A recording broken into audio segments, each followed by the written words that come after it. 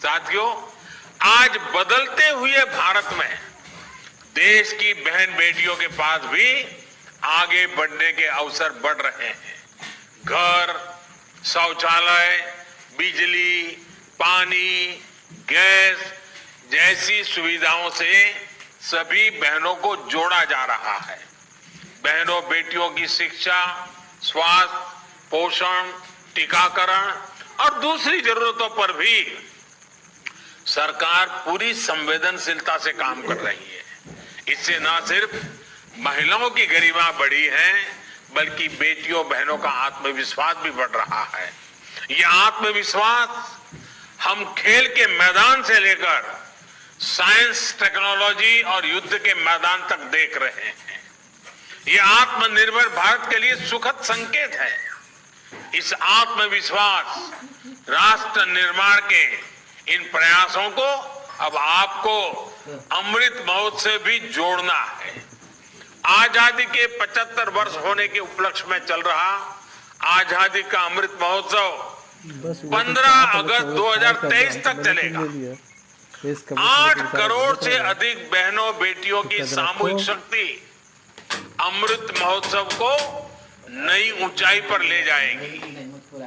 आप सभी विचार करें कि आपकी आर्थिक प्रवृत्ति तो चल रही है, इतनी बहनों का समूह है, क्या कोई न कोई सामाजिक काम आप हाथ में ले सकती है क्या, जिसमें रुपये पैसों का कारोबार नहीं है, सेवा भाव है? क्योंकि समाज जीवन में इसका बहुत बड़ा प्रभाव होता है।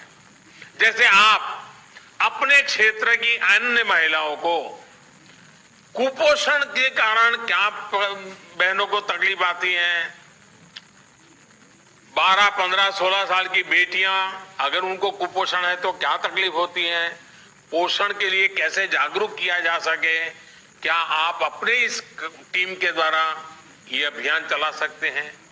अभी देश कोरोना वैक्सीन के टीकाकरण का अभियान चला रहा है। सभी को मुफ्त वैक्सीन लगवाई जा रही है। अपनी बारी आने पर आप भी वैक्सीन लगवाएं और अपने गांव का अन्य लोगों को भी इसके लिए प्रेरित करें। आप अपने गांव में तय कर सकते हैं कि आजादी के 75 साल है, हम कम से कम एक साल में 75 घंटे, मैं ज्यादा नहीं कह रहा हूं, एक साल में 75 घंटे, इस 15 अगस्त से अगली 15 अगस्त तक 75 घंटे हम सभी जो सखी मंडल की बहनें हैं, कोई स्वच्छता का काम करेंगे गांव में, कोई जल संरक्षण का काम करेंगे, अपने गांव के कुएं, तालाब, इनकी मरम्मत, इनके उद्धार का अभियान भी चला सकते हैं, ताकि सिर्फ पैसे और इसके लिए समूह ऐसा नहीं, समाज के लिए भी समूह। ऐसा भी हो सकता है क्या? ऐसा भी हो सकता है कि आप सभी अपने सेल्फ हेल्प ग्रुप में महीने 2 महीने में किसी डॉक्टर को बुलाएं, डॉक्टर को बुला करके उनको कहें भाई महिलाओं को किस प्रकार की बीमारियां होती हैं, चौपाल लगाएं, महिलाओं के स्वास्थ्य के लिए वो डॉक्टर एक आकर के घंटे 1.5 घंटे का भाषण दें, तो आपके सब बहनों को ये भी लाभ होगा, उनके अंदर जागरूकता आएगी। बच्चों की देखभाल के लिए कोई अच्छा लेक्चर हो सकता है। किसी महीने आप सभी किसी टूर करनी चाहिए। मैं मानता हूं कि आप सभी सखी मंडलों को साल में एक बार आप जिस काम को करते हैं वैसा कहीं बड़ा काम चलता है तो उसको देखने के लिए जाना चाहिए। पूरी बस किराए कर पर लेकर के जाना चाहिए, देखना चाहिए, सीखना चाहिए। इससे बहुत लाभ होता है। आप किसी बड़े डेयरी प्लांट को देखने जा सकती हैं, कोई बहुत बड़े गोबर गैस के प्लांट को देखने के लिए जा सकती हैं, कोई सोलार प्लांट को देखने के लिए जा सकती हैं। जैसे अभी ये प्लास्टिक का हमने सुना, आप वहां जाकर के जयंती को मिलकर के प्लास्टिक का काम कैसे कर रहे देख सकते हैं।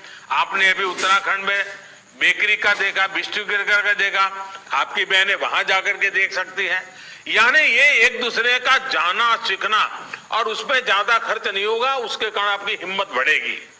इससे आपको जो सीखने को मिलेगा वो भी देश के लिए बहुत महत्वपूर्ण होगा।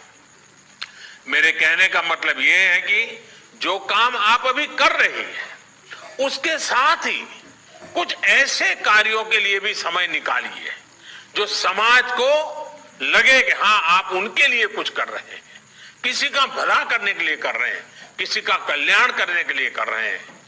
आपके ऐसे प्रयासों से ही अमृत महोत्सव की सफलता का अमृत सब तरफ फैलेगा, देश को इसका लाभ मिलेगा। और आप सोचिए, भारत की 8 करोड़ महिलाओं की सामूहिक शक्ति कितने बड़े परिणाम ला सकती है, देश को कितना आगे ले जा सकती है। मैं तो इन 8 करोड़ माताओं बहनों को कहूंगा, आप ये तय कीजिए, आपके समूह में कोई ऐसी बहन या माता है जिसको लिखना पढ़ना नहीं आता है, आप उसको पढ़ाइए, लिखाइए। बहुत ज्यादा करने की जरूरत, थोड़ा बहुत। देखिए कितना बड़ा सेवा हो जाएगी। उन बहनों के द्वारा औरों को सिखाइए। मैं तो जो आपसे सुन रहा था, ऐसा लग रहा था कि आपसे भी मुझे बहुत कुछ सीखना चाहिए, हम सबको सीखना चाहिए। कितने आत्मविश्वास के साथ, कितनी कठिन परिस्थितियों में आप आगे बढ़ रहे हैं। जीवन में, व्यक्तिगत जीवन में कितने कष्ट आए, फिर भी आपने हार नहीं मानी और कुछ नया करके दिखाया। आपकी एक एक बात हर देश की माताओं बहनों को ही नहीं, मेरे जैसे लोगों को भी प्रेरणा देने वाली है।